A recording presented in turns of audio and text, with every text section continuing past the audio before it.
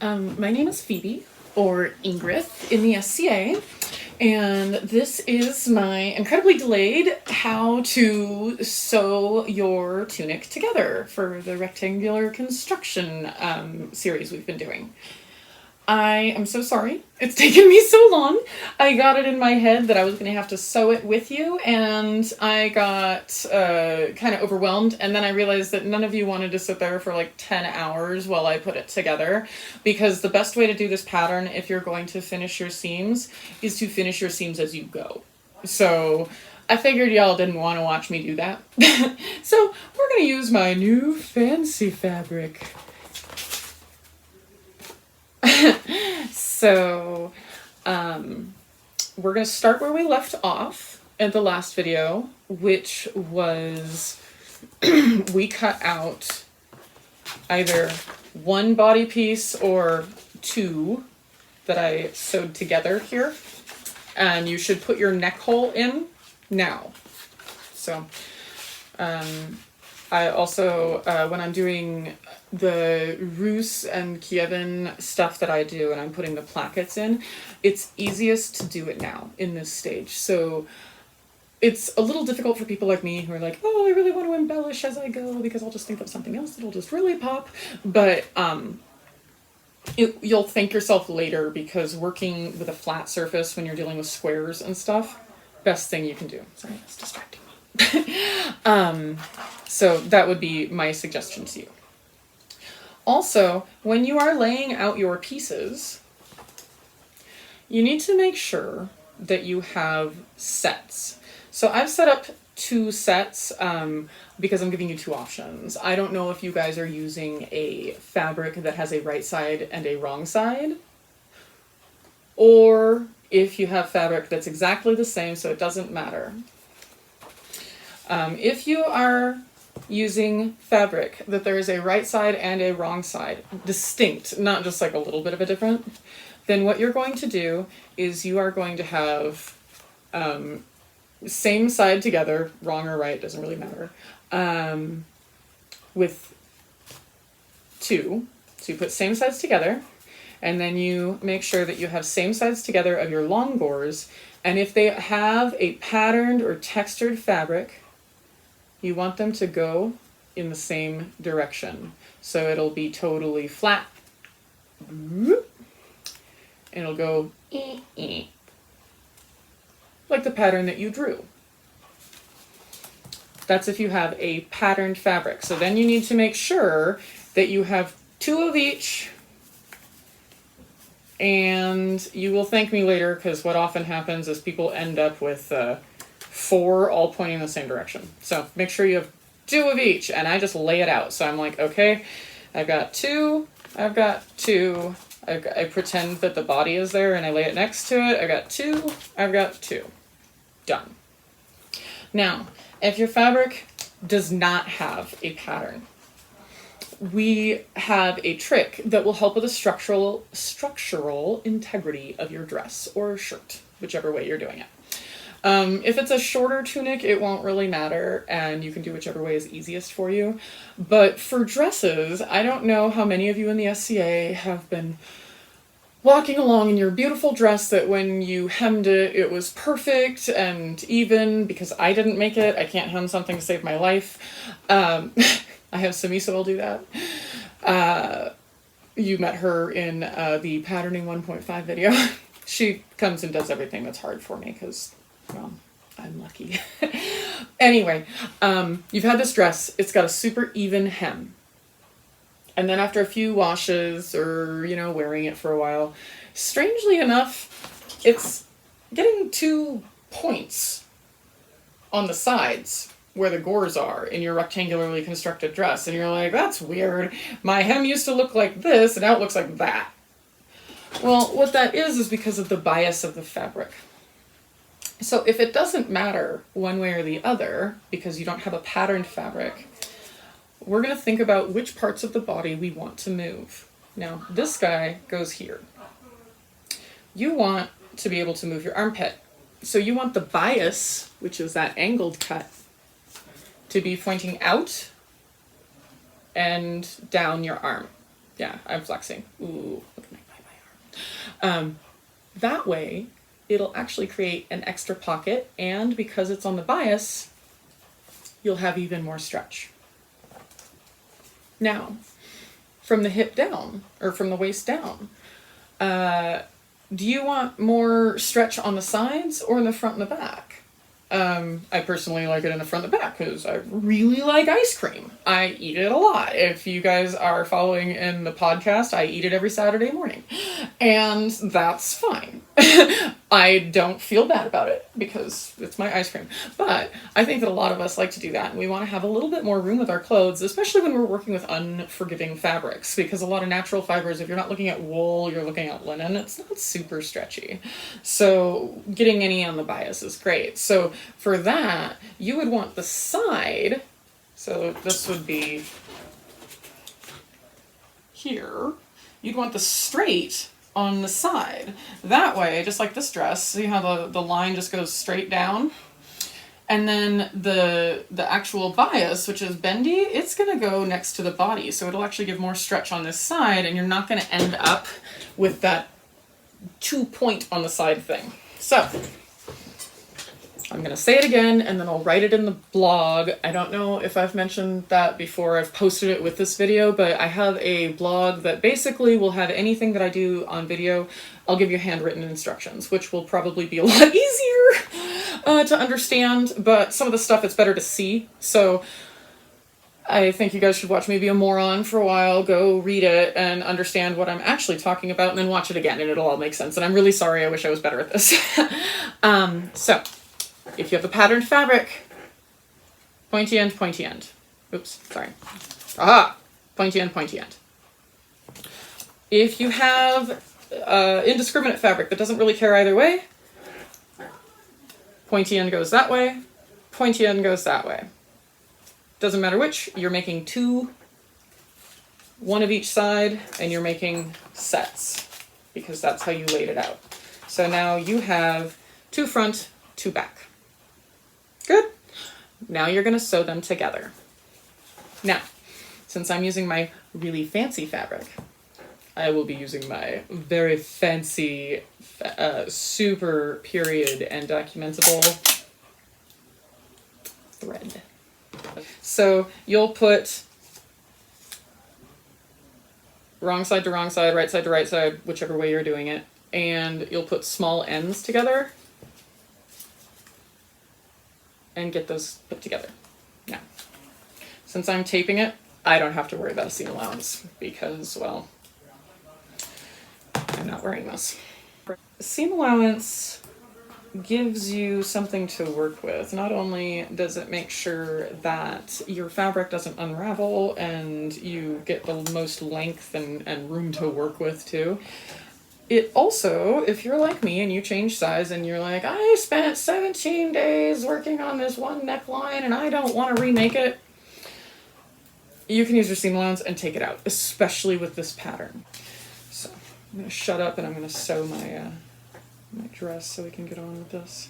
In my mind, this was way quicker, but I'm never quick at anything.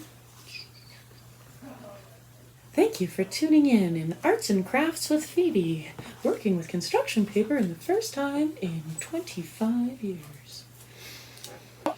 I have now opted for, if I've got a patterned fabric, once again, it's going to look like that.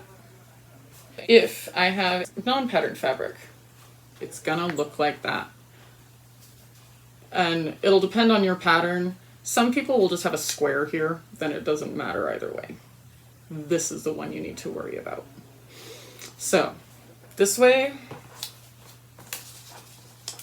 or this way. I'm sorry I keep talking about it. I guarantee you, you will screw this up. I've been making this pattern for like 15 years and I still screw it up constantly because of this. So, I have now sewn all these together on my machine, and I'm like, I'm gonna finish my seam, because that's how I do it. And like I said, with this pattern, it's best if you do it as you go. That way, it all gets folded into itself. So you'll just sew little tiny bits there. And the way that I do it is I'll sew the two pieces together, you know, on the seam allowance and everything like that. And then I will fold one over the other and roll it around the end so that they hug each other. So you can, let me loosen that up. So this is called a flat felled seam. See, it kind of goes together like that. And then what you would do is you stitch down that side. And it's called a flat felled seam. What I like about it is it wraps the fabric around itself. So if the wind is blowing, the seam is the weakest part of your fabric. And if you, let's say, if you finished your fabric and you just folded it open on each side, that's totally fine, but you've actually now created the seam to be the weakest part of your dress because the only thing holding that together is thread.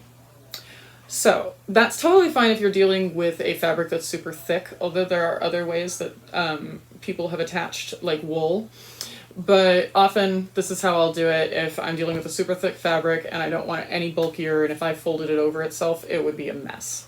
So that would be why you would do it like this. If you're doing something that, I mean, think about the environment you would be living in. Is it cold? Is it wet? Is it windy? Is it hot? This way, it actually wraps around the weak points. And so your thread is wrapped up in here and then reinforced in a second seam. So there's one seam, two seam. And what that does is it keeps it really flat, so if water is running down your shirt, it doesn't seep in as fast. So if you're just running through the rain, it's a lot nicer. Quite frankly, if you're walking around, wet's wet, it sucks. But wool, if you get those wrapped around each other, it's water. I'm popular. It's water repellent. So I like a flat felled. It makes sense logically to me, and it really gives a good silhouette because it accents all the seams of your dress. That being said, you do not need to finish your seams. You can do whatever you want. You can French seam, you can serge, you can not do anything. Whatever makes this work for you, I just am telling you what I do.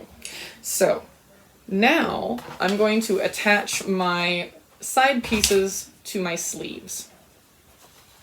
So I am going to show you guys how to do it for an unpatterned.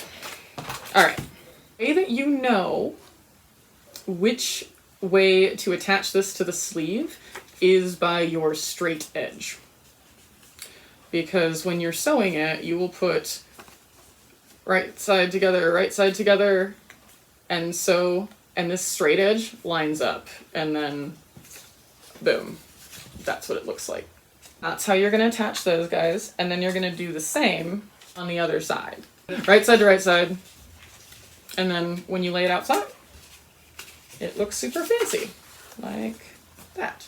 Now I'm going to sew this together, and I'll be back with you in just a second. If you're hand finishing your seams, don't do it until you have set out your pairs again after you've sewn it together, because I guarantee you this could be the 70th time you're doing this pattern. You will have completely sewn 3 correct and 1 just pointing in the weirdest direction ever. I was making Her Majesty Anna's dress for a midwinter, and they were doing a Byzantine Kievan sort of thing. I sewed the sleeve of her overdress wrong 3 times,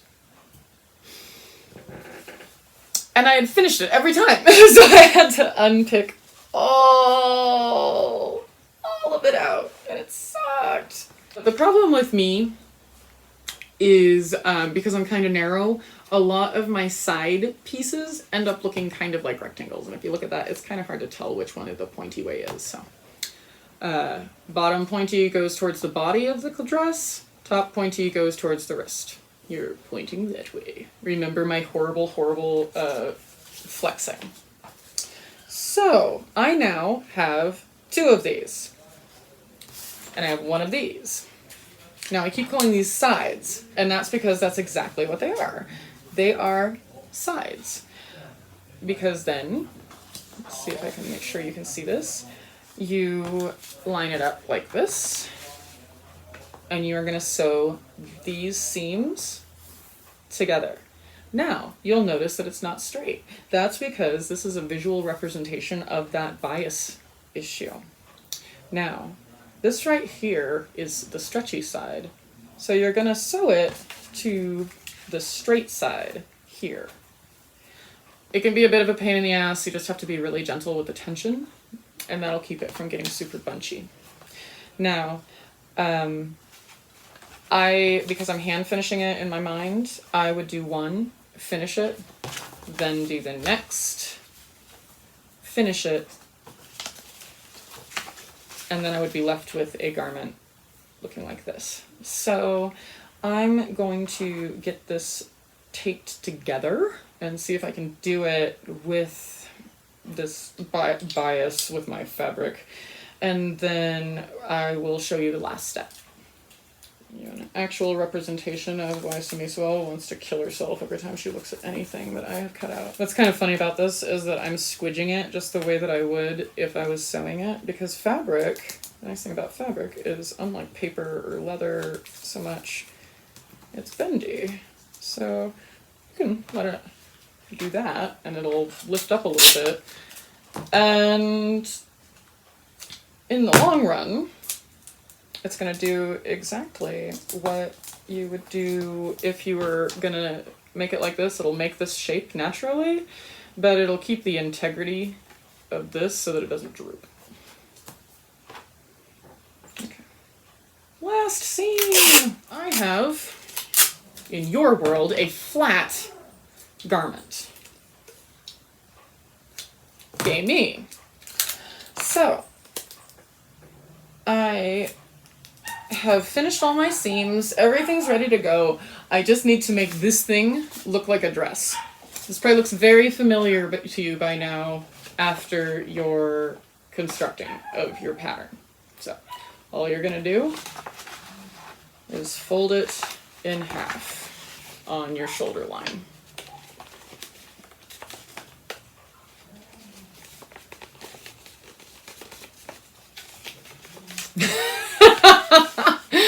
You did not do such a good job there. Shh. Nobody needs to know. Okay. It was perfect. Great. Couldn't be better. That's what happens when you tape dresses together. Things don't always work out the way they're supposed to. So, you fold it in half. Now that you've got your dress folded in half, we're going to do the part that everybody was asking about. This is where you're going to cut in your wrist. When we were doing our patterning, I told you to leave the sleeve as a rectangle until this point. So now, with it in half, you want to take half of your measurement for your cuff. Remember to have always included seam allowance in that measurement. We found that in the first part of this series.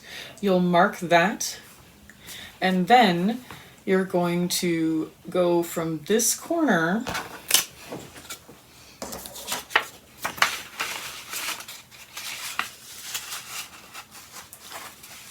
just use a ruler,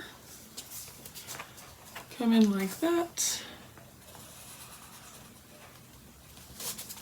take it in,